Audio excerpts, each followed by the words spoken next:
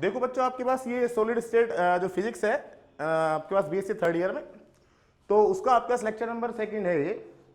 और मैं इसमें आपके पास यूनिट 4 का जो टॉपिक है, मैंने इसका माइजनर इफेक्ट कराया था आपको, अब इसमें आपको मैं करा रहा हूं लंदन इक्वेशन, लंदन समीकरण। तो आपके पास लंदन के अकॉर्डिंग आपके पास क्या होगा कि लंदन के अकॉर्डिंग आपके पास कोई भी मैटर होगा, कोई भी पदार्थ होगा, तो उसमें आपके पास 2 टाइप के इलेक्ट्रॉन होते हैं। फर्स्ट आपके पास कौन सा होता है? फर्स्ट आपके पास होता है सामान्य इलेक्ट्रॉन, नॉर्मली जो आपके पास मैटर रहते हैं। दूसरा आपके पास सुपर इलेक्ट्रॉन, दूसरा आपके पास क्या होता है? सुपर इलेक्ट्रॉन होते हैं। जो 0 केल्विन पर आपके पास इलेक्ट्रॉन होते हैं उनको आप बोलते हैं सुपर इलेक्ट्रॉन। तो आपके पास देखो जो सुपर कंडक्टिविटी आपके पास है, जो आपके पास अति चालक पदार्थ है, उनमें क्या होता है? आपका प्रतिरोध 0 होता है।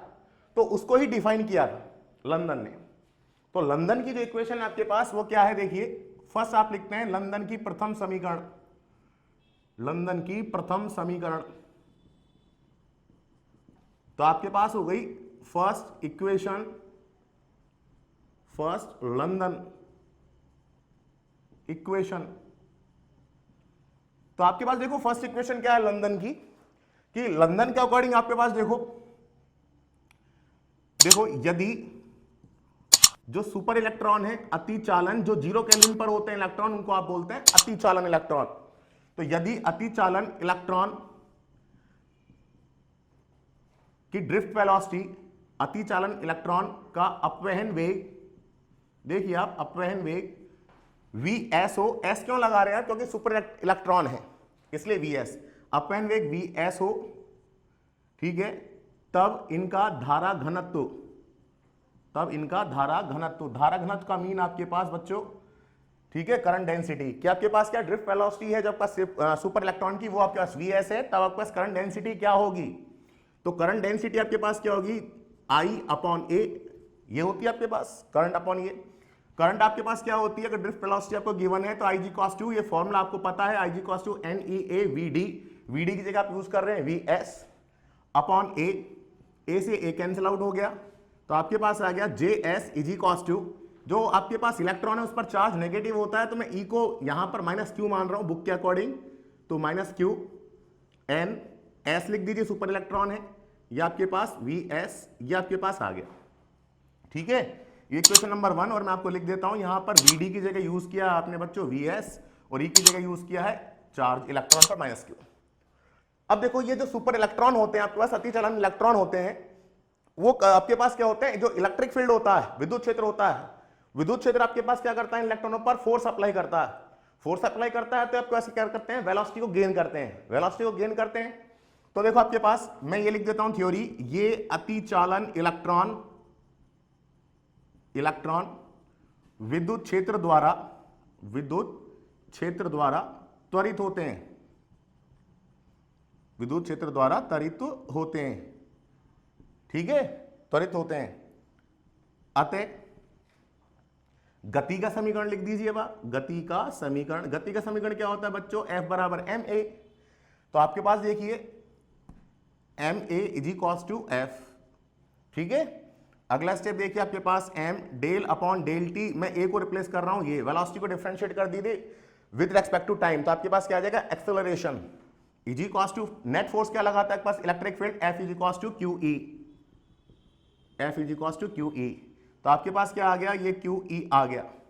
अगला स्टेप देखिए आपके पास, मुझे यहां पर ये आ गया, तो मेरे पास यहां से देखो आपके पास ये वैल्यू निकाल लीजिए, अगर लेना है आपके पास नेगेटिव ले लीजिए, माइनस का QE/m, ठीक है। अब देखो मेरे पास del Vs upon del T आ गया, तो यहां पर आप देखिए इक्वेशन नंबर 1 को डिफरेंशिएट कर दीजिए विद रेस्पेक्ट टू टाइम। तो हम लिख देंगे यहां पर समीकरण नंबर 1 को डिफरेंशिएट करने पर, समीकरण नंबर 1 को t के सापेक्ष अवकलन करने पर, डिफरेंशिएट कर दीजिए बच्चों आप, अवकलन करने पर, तो आपके पास आ जाएगा, देखिए del Js upon del T equal to -q आपके पास कांस्टेंट, ns कांस्टेंट, आपके पास आ गया del Vs upon del T. तो आपके पास देखो del Vs upon del T है, तो आपके इस वैल्यू पुट कीजिए, आपके पास वैल्यू है del Vs upon del T की, वैल्यू पुट कीजिए। तो मैं यहां पर लिख देता हूं del Vs upon del T का मान रख दीजिए आप, की जो वैल्यू है का मान समीकरण नंबर 2 से रखने पर, तो वैल्यू पुट कीजिए आप, तो आपके पास क्या आ गया बच्चों, del J S upon del T equal to minus का क्यू एन एस, ठीक है। और आपके पास क्या आ गया, यहां पर इसकी वैल्यू रखिए minus Q E by M. तो आपके पास जो आ गया ये del J S upon del T equal to minus minus plus Q square N S E by M.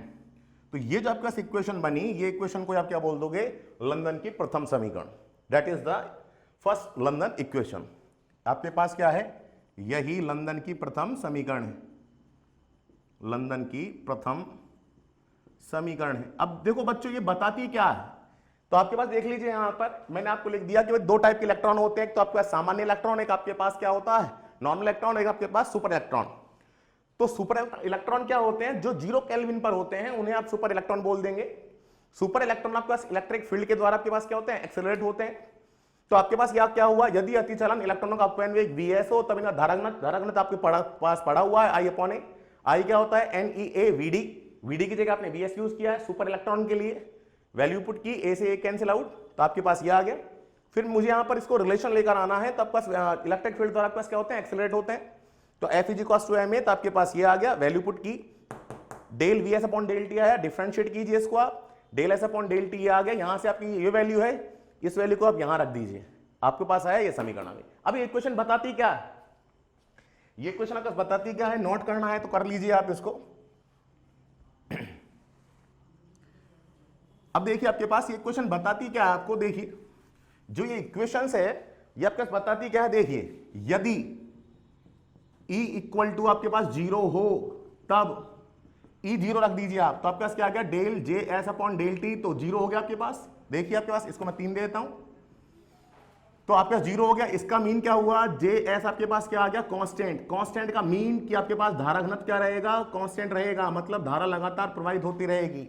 और अतिचालक पदार्थों का यही गुण होता है कि आपके पास अतिचालक पदार्थों में अगर आप विद्युत क्षेत्र आपने नहीं लगाया है तो आपके पास क्या होगा, जो धारा है, धारा घनत्व वो लगातार प्रवाहित होती रहेगी।